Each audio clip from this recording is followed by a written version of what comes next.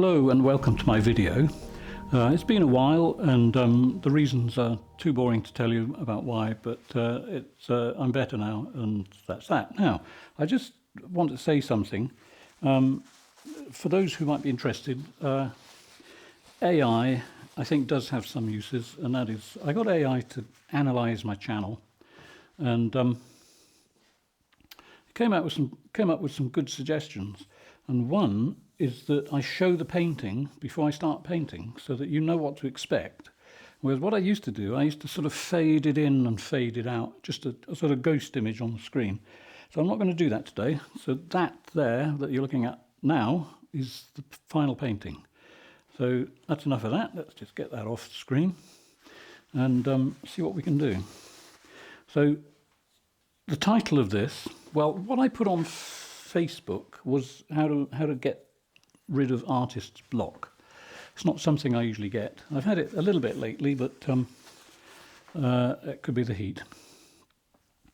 The solution is painfully simple, and that is to find something that you've done in the past that you found easy and paint it again.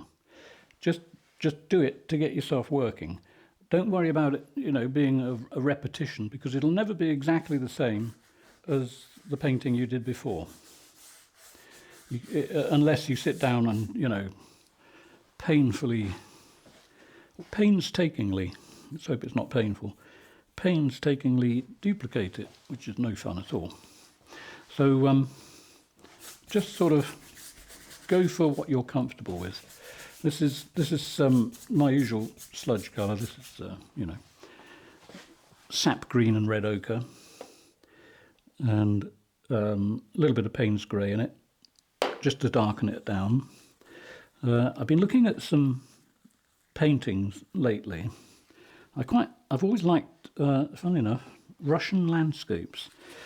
Not a lot of people know, but the Russian landscape painters of the not last century, the previous century, were very, very good at moody landscapes. And what they used to do was put the dark part where the horizon is usually getting lighter, and then put a shadow. So in other words, if that's grass or whatever coming down here, it's dark at the top, then a very light sky. Don't know whether this will be a light sky yet, but we'll see. And then gradually getting lighter, and then figure out what you're going to do down in the lighter part of the painting. And usually, with tonalism, it's sort of traditional that you would have sky, trees and grass, and water. It seemed to be earth, fire and water, except it's earth, sky and water. Okay, and a little, just a little quick mention. I've got hundreds of brushes that I bought from Amazon. It's going to take me, I'll never get through them all in my lifetime, and they're not very good. They're okay. I mean, they get the paint on canvas, but the amount of bristles flying out is ridiculous. And in fact, they say it's bristle. I don't think it's totally bristle. There's an awful lot of nylon in that. And in fact, you probably can't see it, but the top edge of that's got one sticking up there, and it's also, that's got you out, right.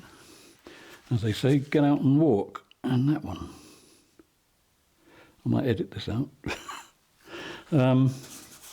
It's a very unforgiving brush. So anyway, I like this effect of having a dark ridge line, and at the moment, that's basically what I'm going to do for the grass at the moment. This will be like disappearing into a hedge.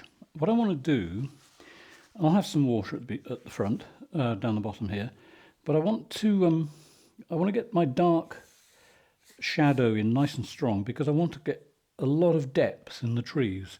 Rather than a little bit of depth, I want a lot of depth. And once I've got the sky in, which will be very, very simple and small, I'll start working on the trees.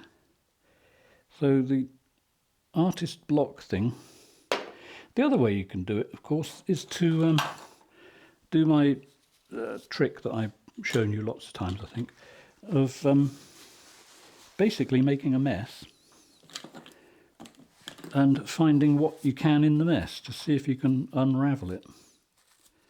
A light sky. Now, what I'm going to do with this sky, I want it light, and there's a couple of reasons. I've had a few comments on YouTube where people have said that they find my skies too dark. I mean, I don't mind that they find it too dark. I like dark skies. I like the idea that when you paint a sky, if you have lots of dark bits in it, you can show the light better. But there's the other end of that is that you make the you make the sky completely light. So what I've got here is royal blue and white, simple as that. And all I'm going to do is just chuck some paint on.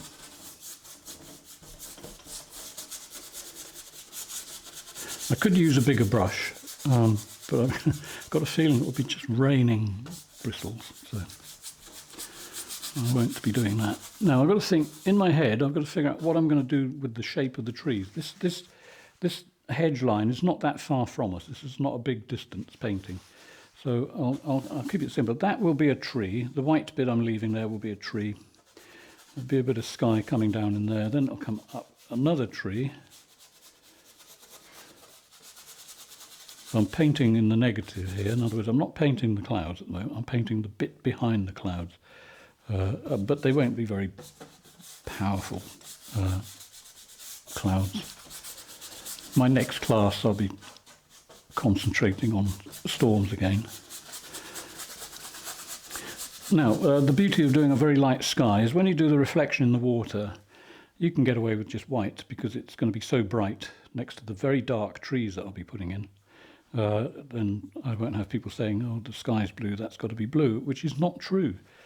It's, if you had a very powerful orange or red sky, like sunset, then you might, you'd pick up the red in the water. But when it's a slither of water, it's quite okay to just make the water white because the light hitting that water could be coming from across there somewhere. It doesn't have to be coming from here. And the trees are going to be so big and close that the light may not come through and reflect from that particular bit of sky. It may be, again, as I say, twinkling across from somewhere else. When there are big clouds in the sky, it's like having big white sheets, and the light can bounce around all over the place. So this is just very, very pale blue. Roughly, I mean, it doesn't matter what I do really. I'm just going to sort of see what turns up. But then I think that'll be a tree. That shape there is a tree. Hedge comes down here, tree goes up there. Really try not to make it into anything. We don't want any wildlife appearing in the sky. Quite hard not to. And in fact, there's a profile of somebody there already. They sort of sneak in. Bit more oil. I'm keeping the paint thin on this. And something I want to show you that's really quite important is when you paint tonalist trees, we don't want hard lines. Hard lines on the highlights in the shadows, in other words, the tree trunks, where they're against something dark. But the edges of the trees, the actual edges, that needs to be soft. I'm just going to insert a picture on the screen so you can see it, and that's just a close-up of something that will give you an idea of the type of tree that I want to aim for. Okay, so over here, but we have a bigger gap. I don't think so. We got that tree there. What shall I do then?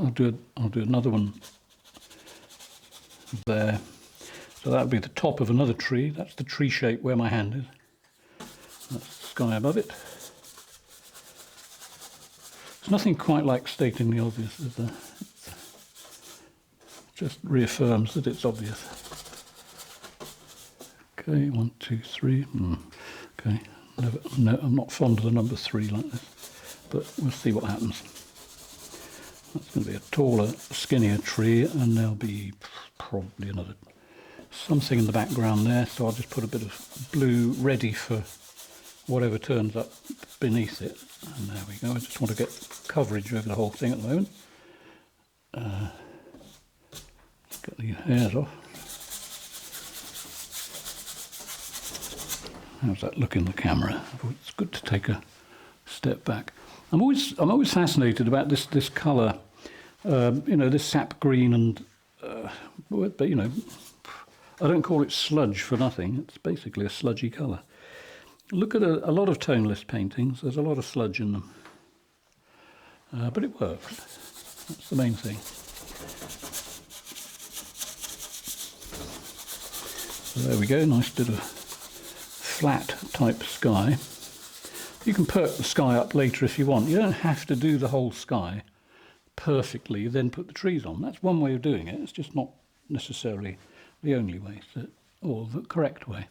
But this effect here, quite interesting that you're going into a shadow. It'll become more obvious when I actually paint the trees. So now that I've got some sky on there, I'll just get the sludge brush. It's exactly the same brush, and I think what we'll do is basically just make some domey type shapes. And this is I really like this bit. Trees, you see, are sort of, I don't know. I mean, they're almost as simple as skies. The thing that makes it work for tonalism is this sludge colour mixing into the sky colour, so that the edge of your tree starts to lose its intensity. So it's dark here, and if you can see there, it's starting to give the thing form, because it's getting lighter as I pull the sky colour into the darker colour. And we'll just put a line across there. I'm not quite sure how that will end up, but let's just sort of put a... See, it's starting to get even more pale now, because it's picking up mostly the sky colour. Which means that these trees are going to look further away than those trees.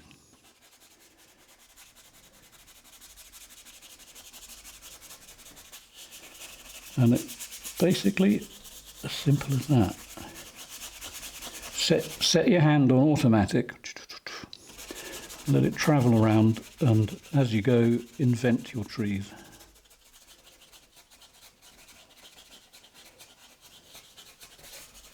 Don't worry about all these textures here, they're all going to be useful.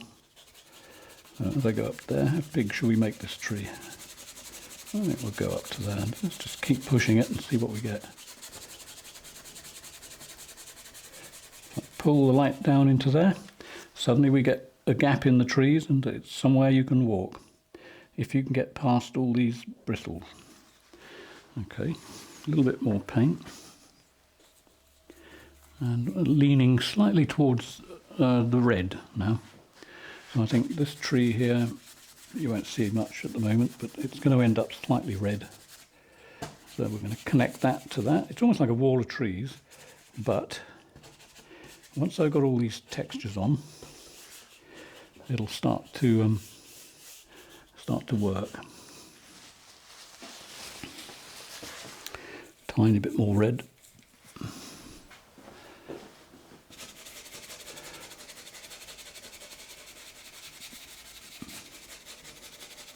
You see, it's the same thing when you paint trees, and I know it sounds really strange, and a lot of people probably cringe when I say it, but what's a day without at least one cringe in it? You know, it does work. It's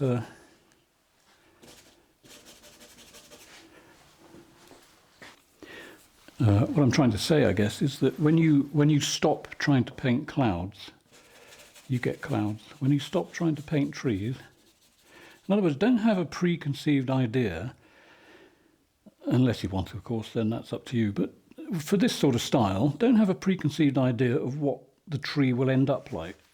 Work your way along and see what starts to look good. Because I'm painting sludge-coloured blobs everywhere, doesn't mean to say that it will always be like that. In fact, now I see this here, I'm thinking that I don't need a tree there. I think I'm going to just have those trees. Yeah, okay, so I'm going to just pull that into there. You'd notice how light, it's because of this blue, see how light that starts to get. And that gives the appearance of either light coming through the branches or there's a bit of a mist. Or the light is catching the edge of the tree. Because I'm not having to add paint to lighten it, I'm using the paint that's already up there.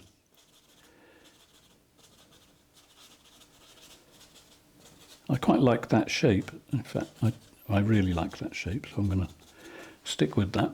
Now these brushes, because they're so abruptly cut, and they don't taper. You see, they get wider. If you can see that,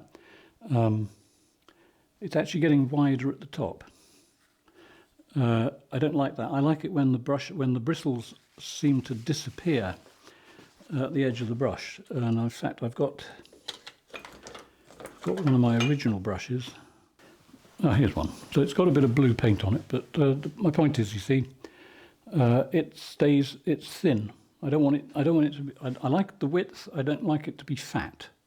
If you compare the two together, you can probably see it.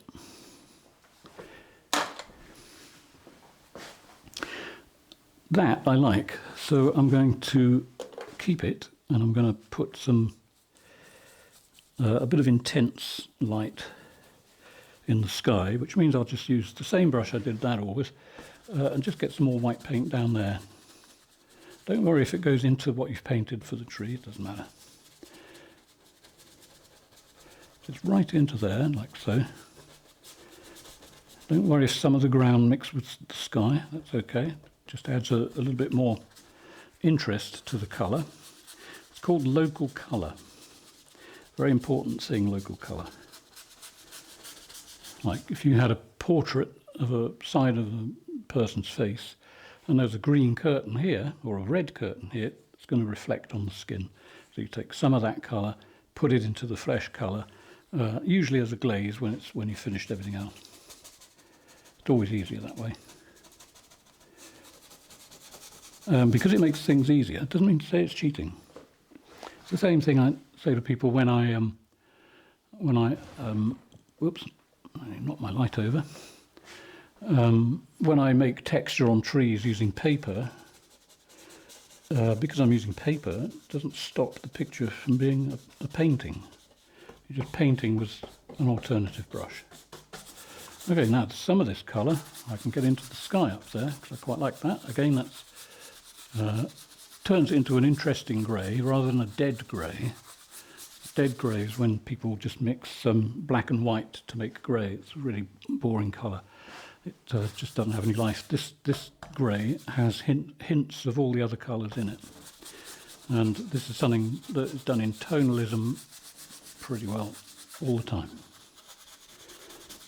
And the amount of paint that I've got on the sky, just to give you an idea of the amounts used, if you scraped it off, it wouldn't fill a thimble.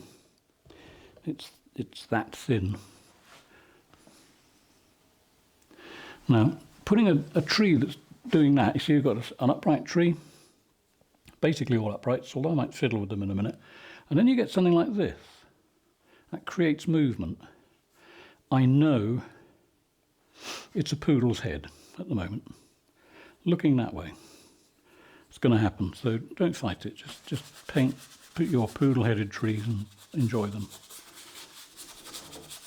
And then you may discover that you may not be particularly skilled at landscape painting, but you may be really good at painting poodles.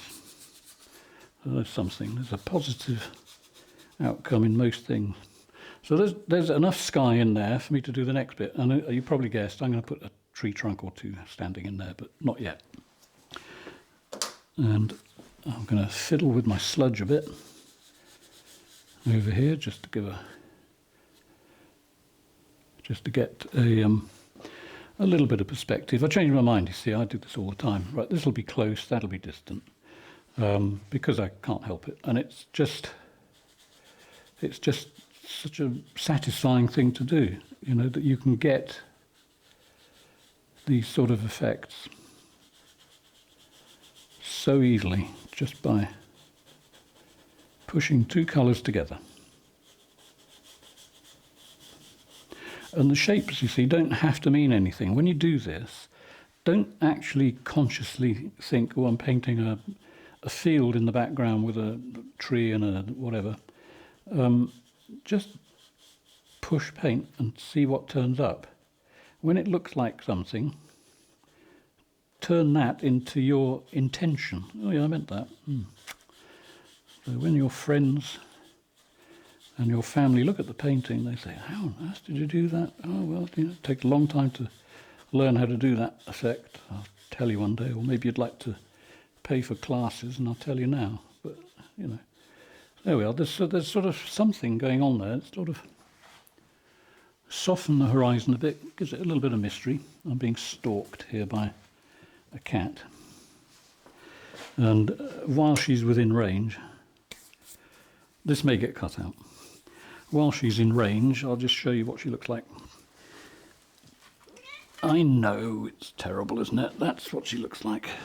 Whoop, get in front of the camera. There we are. That's Tiger Lily, otherwise known as Studio Cat. Very interested in painting, aren't you? Whoop. Okay, back on the chair. It's always good to put them down so that you don't get too much injury. Right, back to the blue. I've got on my palette, I've got a little bit of royal blue, I beg your pardon, ultramarine blue. And I'm just going to sort of, what am I going to do with it? I'm just going to sort of put a bit in there, like that. Just to vary the blue. I always like varying the blues in skies.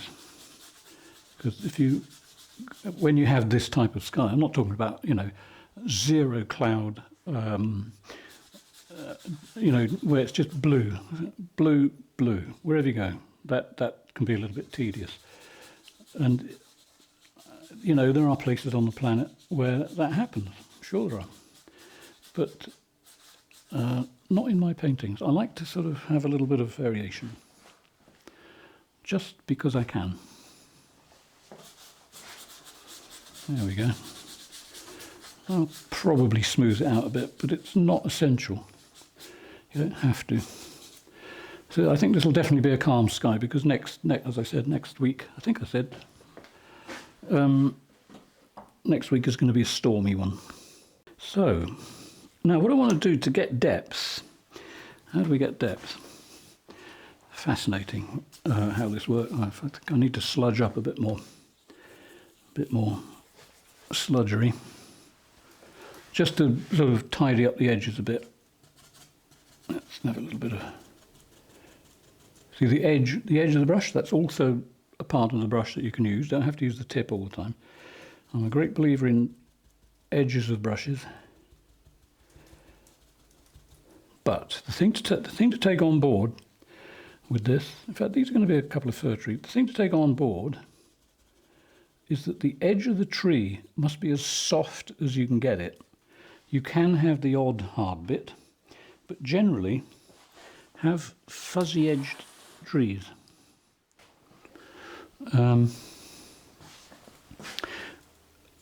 Interesting about unfinished bits of paintings. Down here, these lumps, looking in my camera, the usual thing appears, and that is that it could be snow. The other thing is that there's also some sort of weird structures starting. So it could be, you know, it could be rocks. Who knows? Maybe I'll put some rocks in. And so let's just carry on down here. I'm not worried about the foreground at the moment. I'm on the trees. Soft edges on the trees. Can't emphasize it enough. But the soft edges need to be in the right places with the odd little bit of contrast thrown in. Take that up there.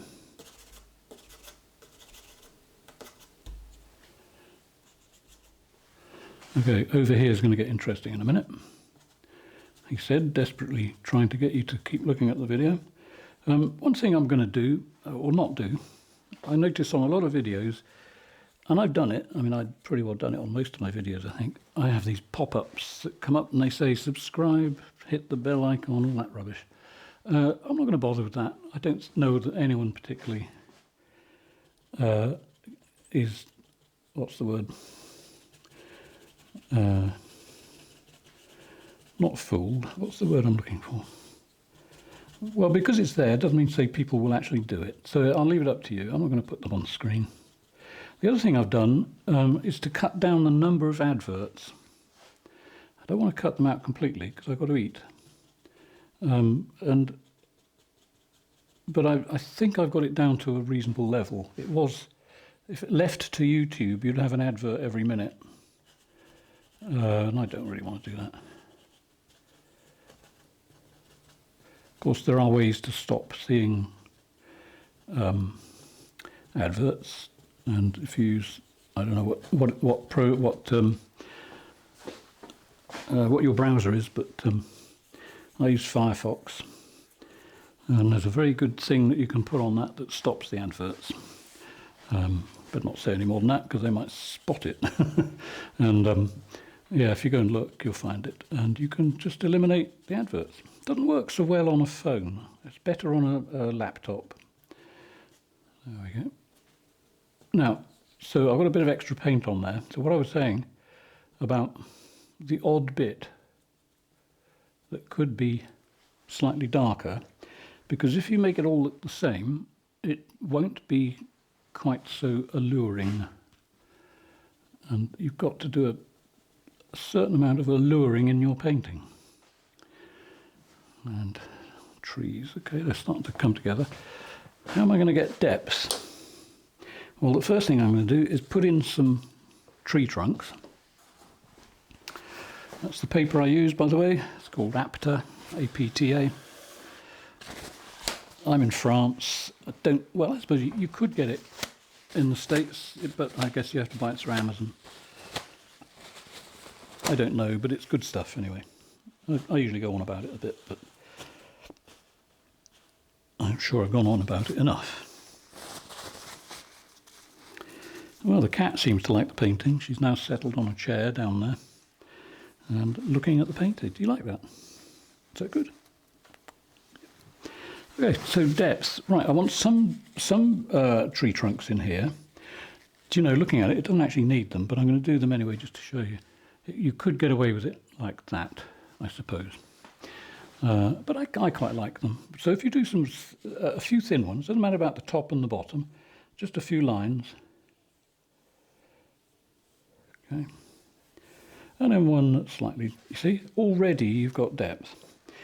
The reason you've got depth, it's obvious really, that is a thicker tree trunk than the others. So that one, according to the way your brain works, that has to be closer. It doesn't actually mean it. I mean, it could be just a fatter tree trunk. This one here actually hits the ground down there, but it doesn't matter. It doesn't mean it'll stay like that. So over here, if I just put in a few, let's put something there.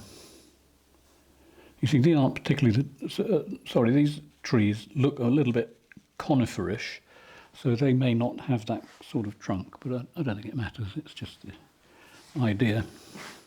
Over there could be one there. You see, now you get they at different angles. So right, so imagine today I got out of bed and I thought, wow, I've got to teach later. What am I going to paint? In the last 52 or 3 years that I've been doing this, I've never had artist block. I couldn't have it because of what I used to do when I was a designer, designing commercials. You had to be absolutely on the ball all the time, which was a struggle. I've never been a particularly on the ball sort of person, but you know, when people are paying you to do something like that, regardless of how you feel, you've just got to do it. That's how it used to be. I don't know whether it's like that now. Maybe things are a bit more sympathetic. Who knows?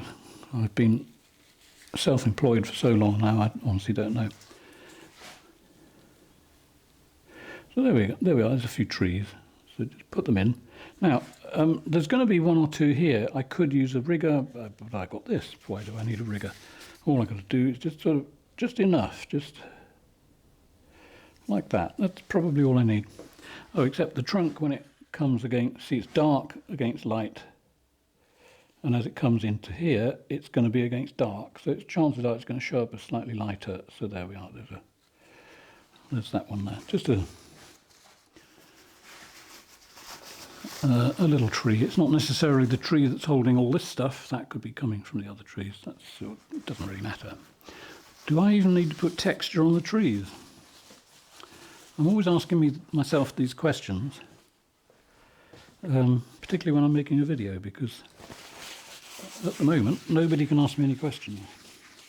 I was contemplating making one of these Zoom classes, because while I'm making this video, I don't know, I've lost track of how many people are actually watching it, but I think it may be 10 or 11 or 12, something like that. I don't know whether it would work if I had that switched on so that they could talk to me as I'm painting, because people would have to talk in order, everyone at once. It probably wouldn't make much sense. Maybe that won't work. Just a thought. Okay, so there's a little bit of texture there, just to, well, why not? Just do it. The whole idea is just to get paint from the palette to the painting, least amount of embarrassment as possible. Let's have a little bit of light just there. Okay, and what I used to do is with this, I used to put a light streak. It's just a habit that I've sort of got into over the years. I don't know whether I will. However, there's just one spot where I think it just needs a little bit of something, and that's probably in there. I'll just take some paint off. See, it looks terrible at the moment. So what you do, see, I've got the light over there. Now I want the darkness that goes next to it. And so it's just going to be a little suggestion of I don't know, a field down that path. So we've got all this stuff here, all this nice textured stuff, which, as they say, yanks my chain, floats my boat. I just like it. I just got this thing about all these grassy textures. It's always interested me, and I don't know why. I suppose because it's, I don't know. No, it's no good me saying suppose it's because I don't know what it supposes. It's just one of those things. So let's have some water down here. If you aren't sure about what I say about this idea of sky, trees, grass stuff and water, look at the paintings of Dennis Sheehan. He's been doing this for a long time, and he's extremely good, very inspiring. Always liked his paintings, but he does repeat a lot, particularly lately. His compositions were more varied a few years ago, but he seems to get, he's doing as many variations of this that he can, and that's quite acceptable. It's like Rembrandt. I think there are more self-portraits of Rembrandt than any other artist. He did it for reference. So if he needed a face with a particular expression, he'd paint himself making that expression. So I suppose he's making up a scrapbook, almost. In those days, they didn't have Polaroid, so you had to make do. So that's what he did, and he by doing that, by painting all those self-portraits, he actually improved his repertoire to stellar levels. Absolutely incredible. Whenever I go to London, it's been a while now, but I used to go into the National Gallery And I don't know whether it was on loan, but there's a particular Rembrandt portrait of an old woman. If I can find it, which I'm sure I will, I'll stick it up there briefly. And when you stand in front of it, it's so good that if you stare at it, the flesh on the face, because she's getting on a bit, you know, and you can almost see the skin move under her chin. It's just incredible. It's like he painted in a sort of vibration factor in the skin. Notice here I'm putting in a little bit of pale green. Is that actually picking up? Let me just check that. Yeah, it is a little bit. So tiny amount of light green, and it's just called light green. It's not dark green. It's light green. I'm not adding any oil to it because I want it sort of dry. There's the colour there, if you can see that. This is set to focus here, so there you go. It's called light green. And all I'm doing is just the odd area. I've got to think where I'm going to put water, if I'm going to put it. I'm sure I am. Can't just have all that grass. It's got to have a break in it, I suppose. It could be there, but it doesn't matter that I put the paint on. It's actually the alternative way of doing it. In other words, you can leave the shape that you want, but I tend not to want to do that, because when I put the water on, I want the two colours to mix. Because I've studied streams in this sort of environment, or it's not necessarily a stream, it could be what's called a swale, S-W-A-L-E, which apparently is water left on the ground after rain. Doesn't mean to say it's going to stay there forever. And sometimes the grass where the water tends to gather is slightly greener than the other grass. So I don't know where this is, but there could be lots of places in England that look exactly like that, or even America, or France, Germany, probably not Italy, but who knows? Maybe let me know. In fact, let me know in the comments where this reminds you of.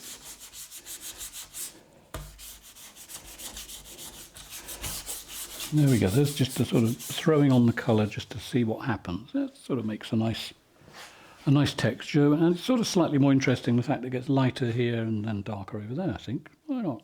Why not? Right, the water. So, as you know, this is not done with any drawing, not even a brush, thin brush sketch on the picture. It's just paint, just chucked on really. So let's figure out what we're going to do.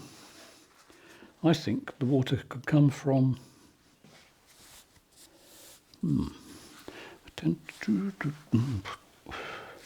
either that way or that way. That's leaning that way. Let's have something to pull them back, people back that way. So I think what we'll do is we'll do it like it comes from somewhere over here. Now, important point. Water. Our eye level is not high, it's quite low. We're close to the ground, obviously, we're standing on it, but it's like, what I mean is we're not up a hill or anything like that. So the water is going to appear flat, if you know what I mean. In other words, it comes over here, and it's got to be made out of horizontal flat lines. Water only goes downhill either as a waterfall or a river that's flowing only ever in one direction. Therefore, you know that where it's going is lower than the bit where it's coming from. That's so obvious, I might have to edit that out, but maybe not. Dig your thumbnail in, make a few marks, but these lines need to be horizontal. And I always say, if you can't get them all horizontal, have a horizontalness about it. So that may be where the water is. Well, I suppose that's okay. I wonder, maybe it should come down there, and actually, right down the bottom, so we'll take some paint off down there. Let's be a little bit wild. And okay, so we're going to have, this is definitely going to be water. So this line here, now it's only a small thing, it's that line there, it's starting to go down that way. Don't want that, I want that to be more straight. It's important to get the realism factor over. That a bit more. I'll be going over this with a palette knife in a minute. So all I'm doing is making space. Now, the other way would be to paint everything up to the water. Highly tedious. It takes a long time to. So why not put the paint on and then leave the background and put the water on. Once the water's on, I can then work on the edges of the stream. Now, because it's a very light sky, I'm going to use white. And this is actually quite fun because it's literally a load of paint, not too much. I mean, you don't want a pile of paint. If you get too much on there, you'll never get rid of it. It'll just, you'll end up using a shovel to get it off. So, start at the top, work down, and let's just do it. So what I want is it to be horizontal.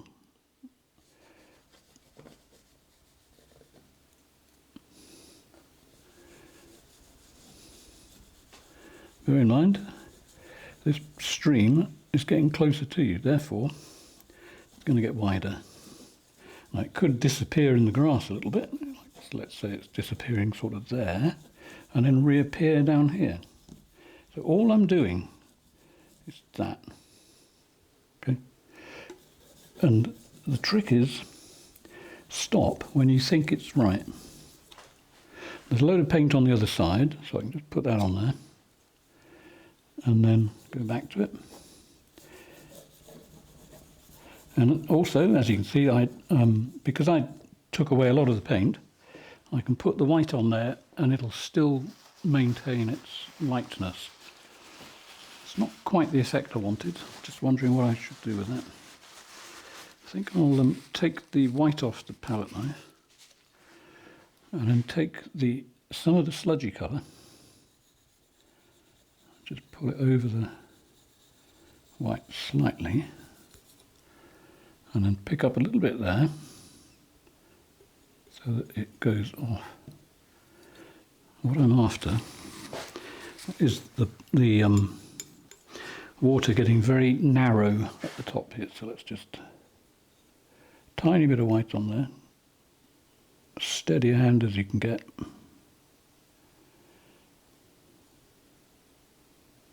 So there's a suggestion over there that the water is coming from quite a long way. Okay. Looks like someone spilt a load of white paint on the landscape, but that'll change.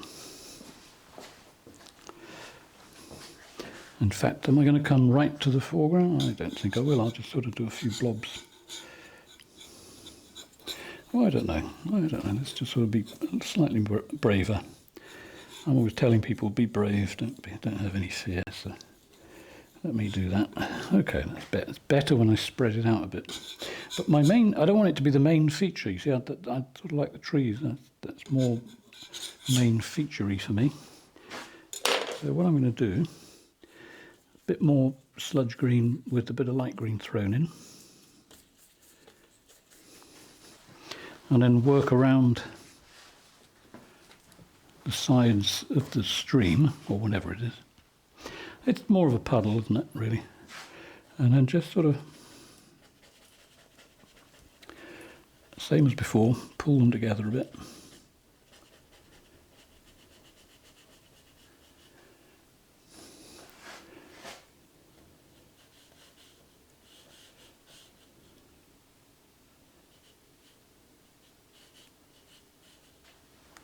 You know, sometimes I wake up in the middle of the night, sit bolt upright in bed and shout, "I'm in the way. Get out the way of the painting, get out the way." And then go back to sleep again.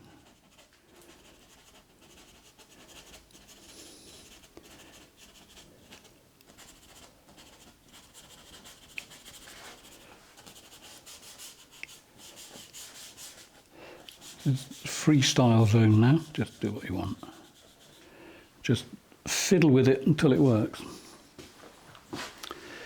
There are certain things in painting that you can suggest to people, but I wonder sometimes how you teach them, and I think maybe teaching them. You can't break down every tiny movement of the hand. So you have to just say, sometimes just watch and see what happens. So every now and then, though, I'm going and getting fresh paint because I want, and I'm not adding any more oil to this. And the reason I want that is because I want now to put these textures, or whatever it is I'm adding, on top of the white paint without it mixing too much. Just so that they comfortably sit together. Use your brush. You know, sometimes just a touch of the brush is all you need. You don't need to actually swipe it across, because then you get all these grasses and stuff just appearing. Yeah, let the brush actually do some of the work for you. What you don't want in under, how do I put this delicately? Grass. I've said it before. Grass is very small stuff. It's, you know, I'm talking about standard grass. I'm not talking about exotic grasses where, you know, if you run into it, you get your legs shredded. Nothing like that. This standard grass is tiny stuff. So don't paint great big things poking up like giant green aloe plants. Is it aloe? Yeah, I think it's aloe. Keep it, how can I put, more delicate. You know, try to emulate small bits of grassery. Okay, let's have a bit more darkness down that edge, I think. So this is obviously, you can't walk there. You'd have to walk there if you were going to walk in the painting, because you'd sink over here. But anyway, texture. Have fun with texture. Just sort of keep banging away at it and see what you can get.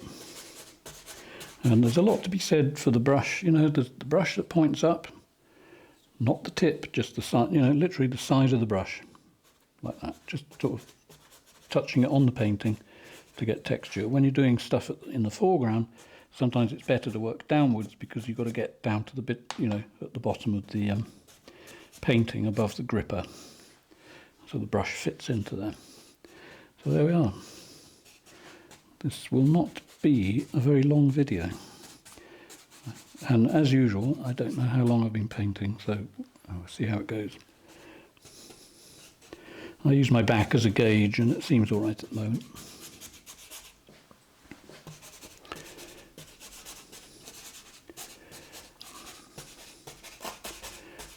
There we go. So it's got depth. It's got a reasonable amount of depth. Let's zoom back again. Now I think I need to break the stream with something, and I'll tell you why when I get the paint. Well, I'll start telling you now while I'm getting the paint. Why not? The reason I want to do this is because at the moment, when I look at it, I get this feeling that this is, I mean, there is a slight curl in it. It's just too straight. And it's, oh, and before I get on to the next bit, when you do this, don't do things like crocodiles coming in and out of the water and then down the other side. Very rarely happens. Don't exaggerate it. Keep it nicely random. Okay, you'll thank me in the future. But over this side, I just want to sort of add something there that's just going to catch the eye just a little bit there.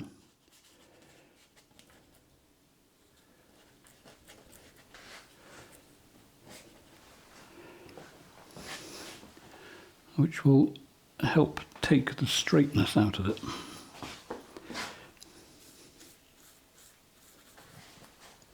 So Things to remember in this video. Soft edges to the trees. If you think you've got them soft enough, make them softer. Go over the top.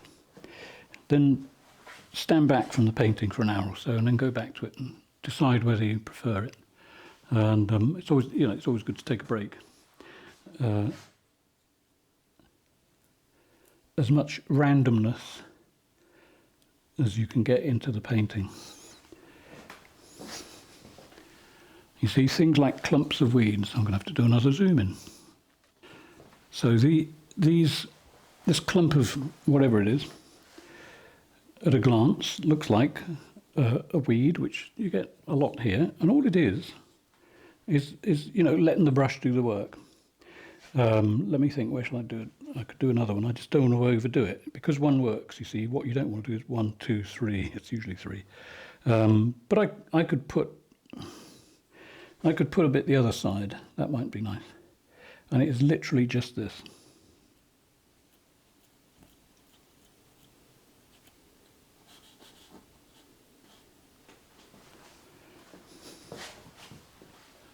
And there you are. And then stop. Don't do any more to it. I think that might be a useful little trick for you. Hang on, I'm just dithering a bit here.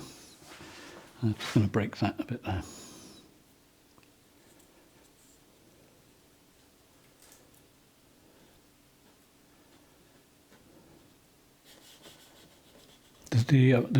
The trick for getting a natural look is that everything has to be completely messy and random. And I think that might almost be it for the day. I like the effect. Okay, yeah, right. Let's just run over a few things then. Right, water, horizontal. Okay, it's got to be horizontal. Doesn't matter about that way. Obviously, it's going to, come down towards us. But any bits that poke out into the landscape, they must. I can't emphasise it enough. Got to be horizontal. Texture makes detail without painting detail. Let's have another bit of detail just there, just for the heck of it. And all I'm doing, really, is I'm just sort of touching the board every now and then. I could go over into this dark part here and just sort of put a few things that, I don't know what they are. As they say, your guess is as good as mine. They're just things that show up in the shadows.